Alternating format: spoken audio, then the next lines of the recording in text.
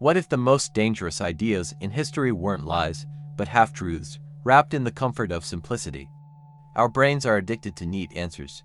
We crave them like sugar.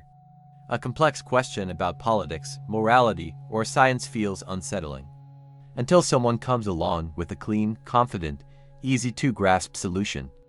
And then, without realizing it, we stop thinking and start believing.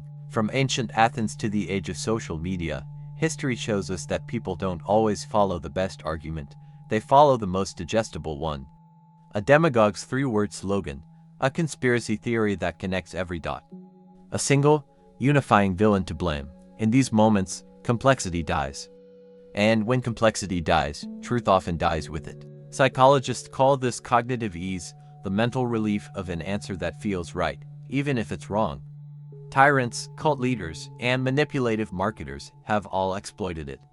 They know that a flawed but simple idea can spread faster than a nuanced truth, because nuance demands patience, humility, and the discomfort of uncertainty. In this video, we'll explore why our minds cling to simplicity, how it's been used to control societies, and what it takes to resist the seduction of the easy answer.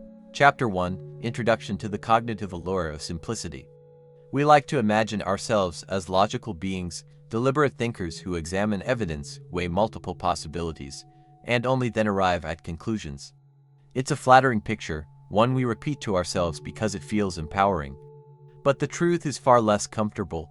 The human brain is built not for accuracy, but for efficiency. And in the realm of thought, efficiency means simplicity. Simplicity is seductive because it offers an immediate sense of control over the chaos of reality. Every day, we are flooded with information, thousands of decisions, data points, and competing narratives. Our attention is finite. Our mental energy is limited. Complexity drains both. So when a simple explanation appears, it doesn't just seem appealing, it feels like relief. Cognitive scientists Daniel Kahneman and Amos Tversky described this as cognitive ease, the comfort we experience when an idea is easy to process. The smoother the mental processing, the more likely we are to believe the idea is true, regardless of its actual accuracy. This is why catchy slogans, neat moral stories, and tidy cause-and-effect explanations have such power. They reduce reality to something we can fit neatly into our minds without strain. Throughout history, this longing for clarity has shaped entire civilizations. Political movements often rise on the back of deceptively simple phrases: one people, one nation, change we can believe in, peace, land, bread. These words are not arguments, they are mental shortcuts, emotional anchors that make complex issues seem obvious. They don't need to explain policy, they just need to make you feel that you already understand. The danger here is subtle but profound.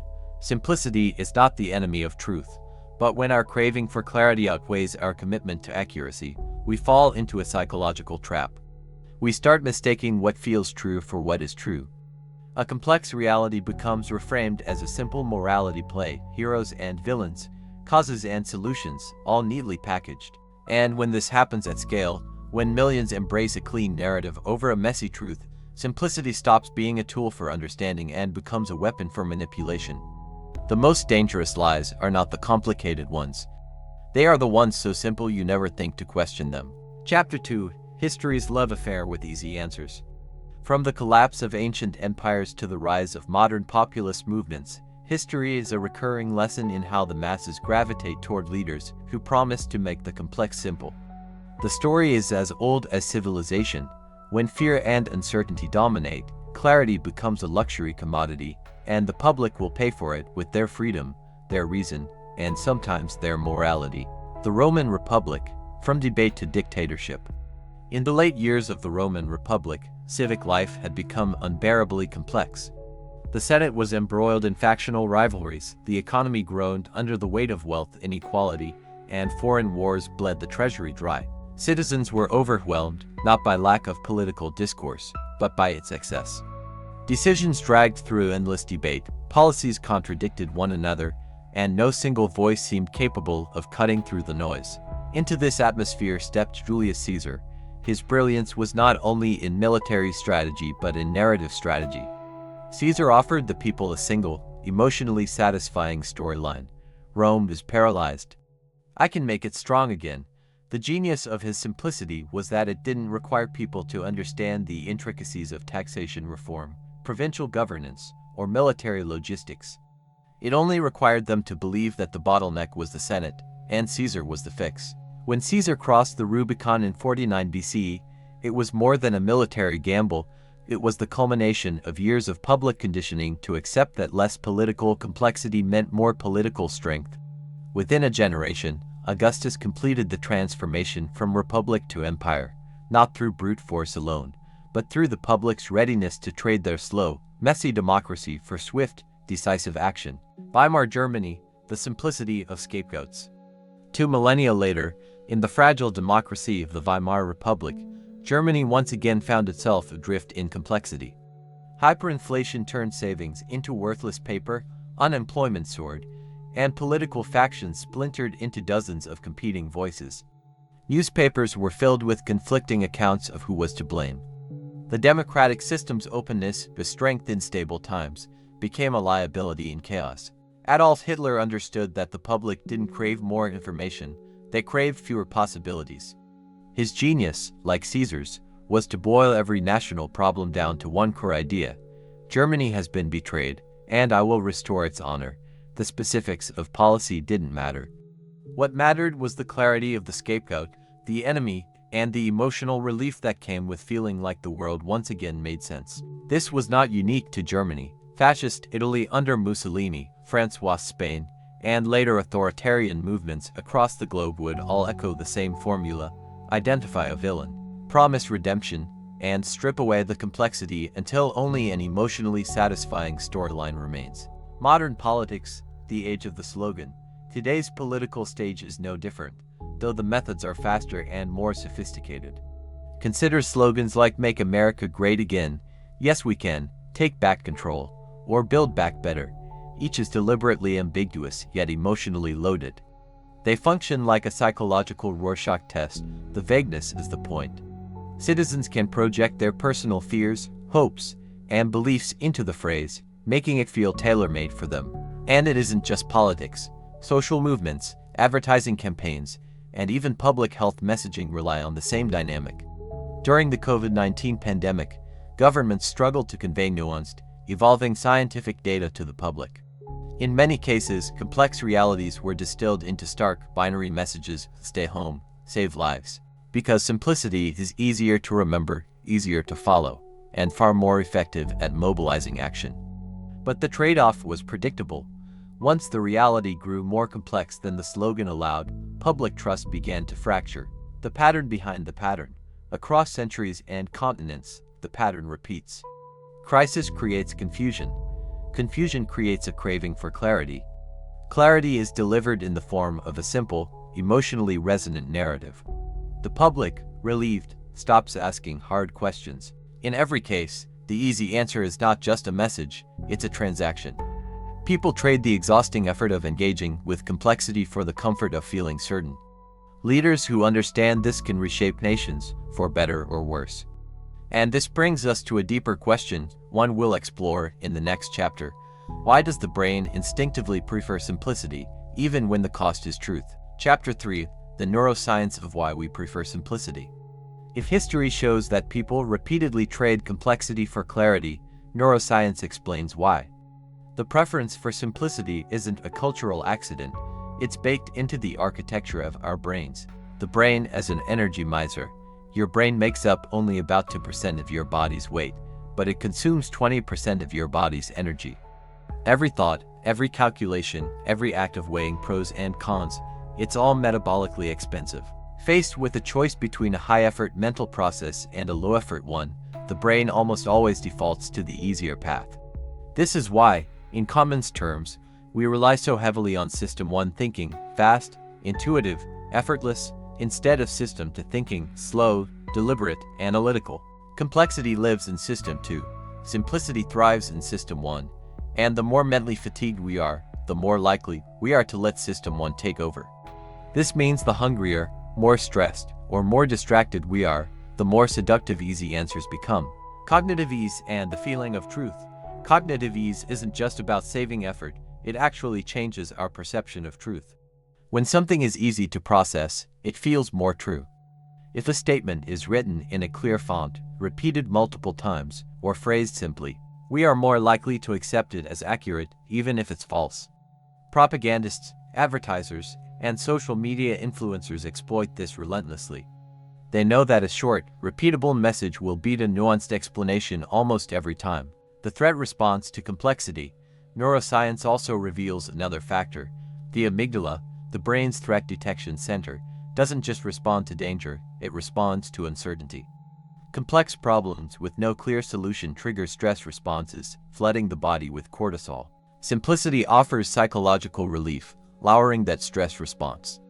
This is why, in moments of crisis, leaders who speak in absolute terms, "This is the problem, this is the enemy, this is the solution," are often more persuasive than those who present careful, qualified analysis.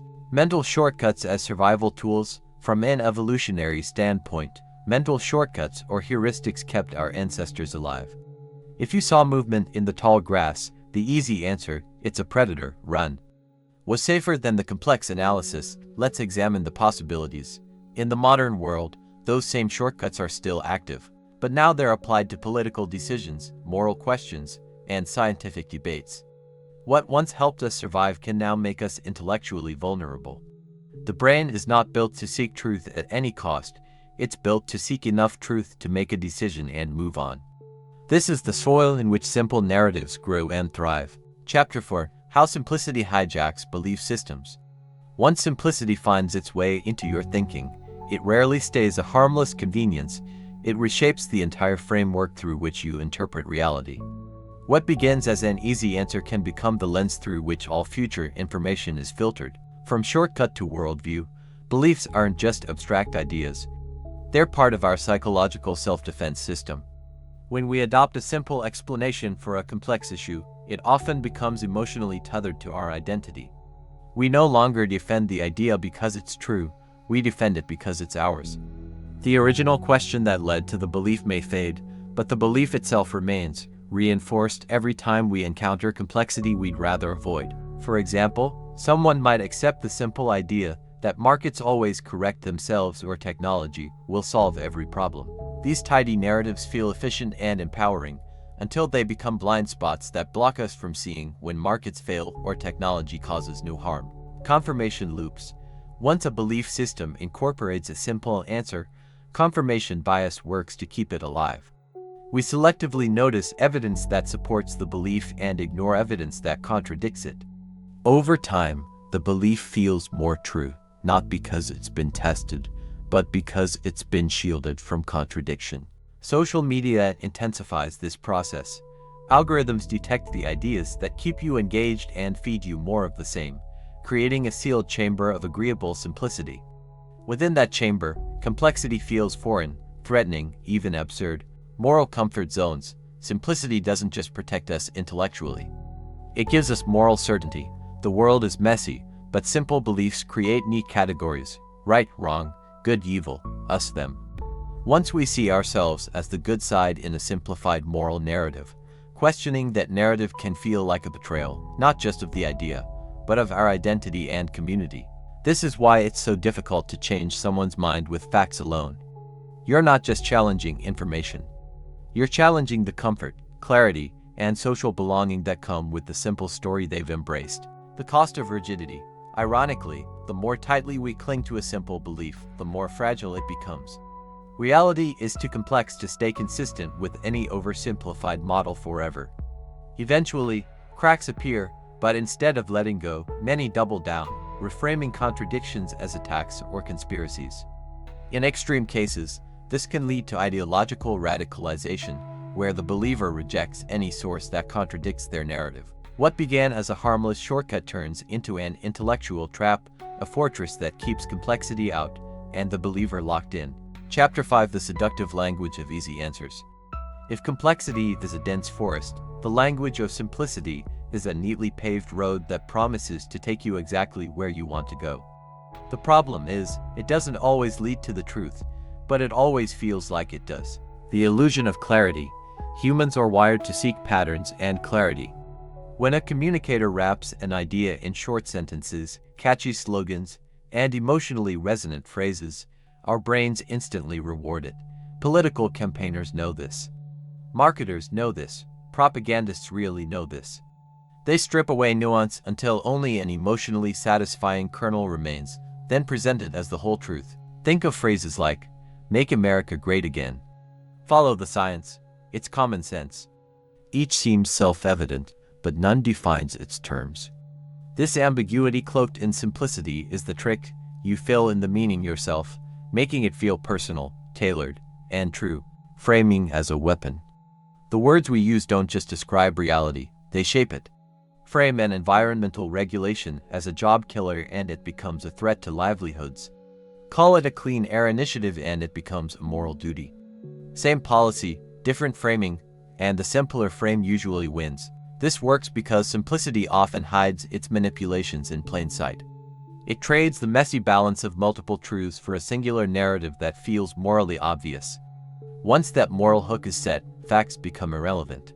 Any challenge sounds like an attack on decency itself. The seduction of certainty. Language can also seduce through finality. Phrases like "the debate is over" or "everyone knows" signal that no further thinking is required. This is intoxicating in a world where information overload makes constant evaluation exhausting. Simplicity offers not just clarity, but closure. In reality, closure is often premature, but because our brains crave cognitive ease, we happily accept it, letting tidy phrases dictate what we should think. The disguise of neutrality, perhaps most insidious, is when simplicity hides under the mask of neutrality. "I'm just telling it like it is" or "I'm just stating facts" can be rhetorical shields. They position the speaker as objective while smuggling in subjective framing. Once framed as neutral, the idea becomes harder to question without appearing biased yourself. The danger here isn't just that simple language spreads simple ideas, it's that it makes those ideas feel self-evident, bypassing critical scrutiny entirely. Chapter 6: Why Complexity Feels Like the Enemy. Complexity is reality's default state. But to the human mind, complexity often feels like an obstacle, a heavy fog that slows progress, confuses decisions, and saps confidence. We don't just avoid complexity because it's hard, we avoid it because it's uncomfortable. Cognitive load and the brain's laziness. The human brain is an energy miser. Thinking deeply burns glucose and takes effort, so it instinctively looks for shortcuts, heuristics that reduce mental strain. Psychologists have shown that when faced with too many variables, our working memory falters, and we gravitate toward options that minimize cognitive load. This isn't laziness in the moral sense, it's survival efficiency. The comfort of the straight line. Imagine you're lost in a dense city with winding roads. One path is a straight, well-lit avenue with a clear sign pointing this way to safety. The other is a tangle of alleys with no signs at all. Even without knowing if the straight road leads where you want to go, your instincts will nudge you toward it. In the same way, simple explanations give us a straight line, whether or not they're correct. Emotion over analysis. When complexity frustrates us, we stop evaluating with logic and start reacting with emotion. Studies on decision fatigue show that when overloaded, we default to whatever option feels emotionally reassuring. This is why populist political slogans, oversimplified conspiracy theories, and miracle cure claims thrive in moments of crisis. They offer a sense of control when complexity makes us feel powerless. Complexity as a threat. There's another reason we avoid complexity. It can feel threatening to our identity.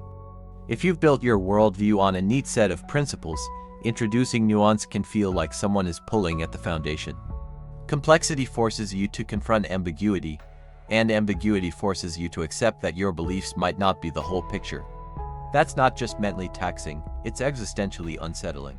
The irony of the escape. Ironically, escaping complexity often traps us in worse outcomes. Oversimplified policies fail in practice. Rushed medical solutions cause unintended harm. Black and white moral judgments lead to injustice.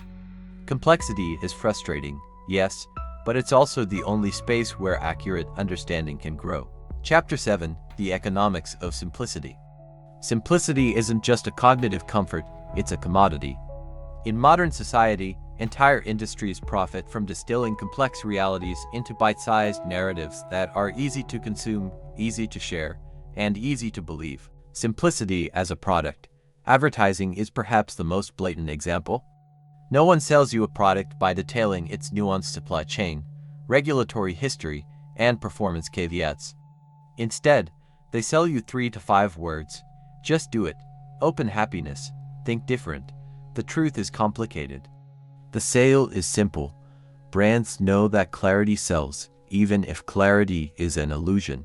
The media incentive, news media, too, is bound by the economics of simplicity. The more complex a story, the more likely it will be reduced to a headline, and the more that headline will be framed in emotional, binary terms to maximize clicks. The algorithms that run social media platforms thrive on this. They measure not the accuracy of content, but its engagement rate, and engagement favors simplicity. A tweet saying, "This policy will ruin the economy" spreads far faster than a nuanced policy analysis. Political capital, politicians understand this dynamic better than anyone. Electoral success often depends less on being right than on being clear, or at least appearing clear. Complex policy discussions don't fit neatly into sound bites. So political rhetoric strips away complexity until only an emotionally resonant core remains. The result: oversimplified promises, vague enemies, and slogans that can be printed on a hat.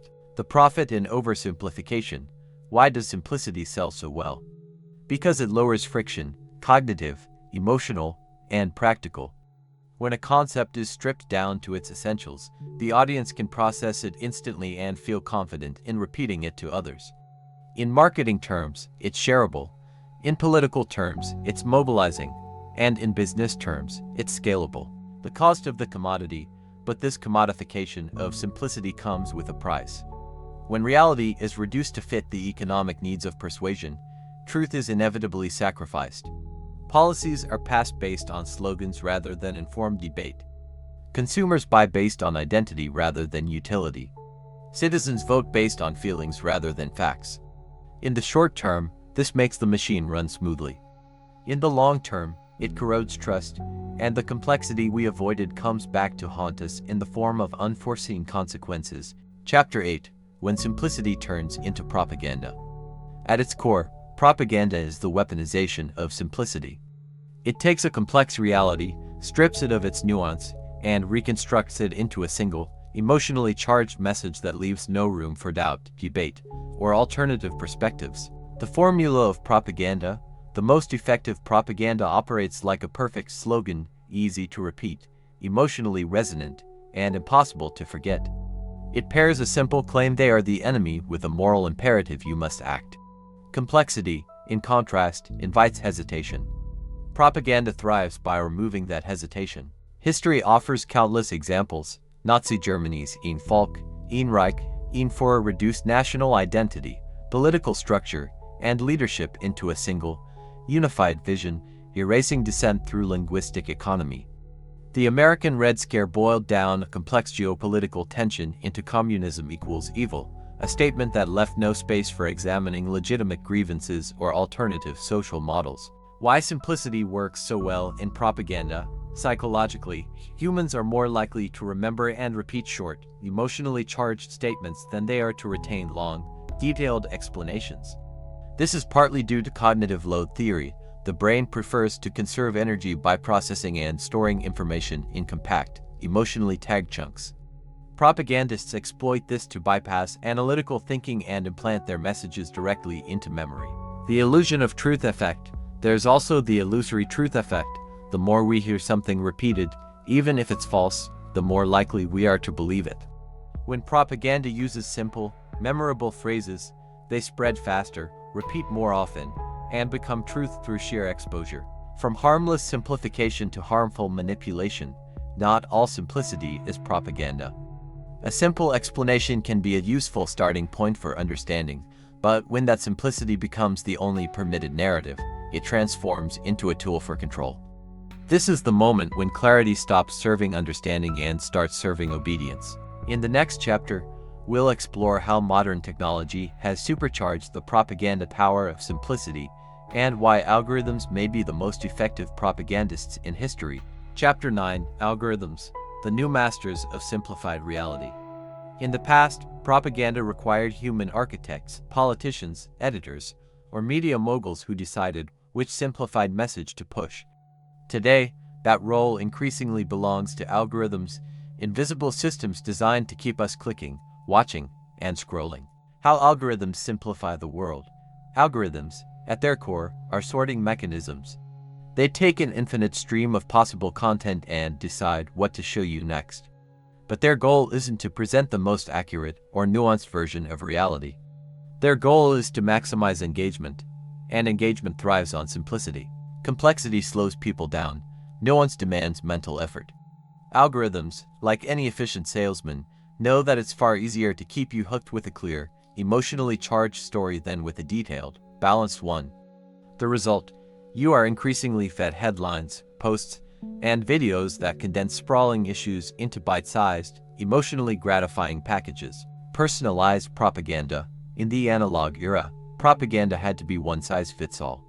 Today, algorithms create customized simplicity.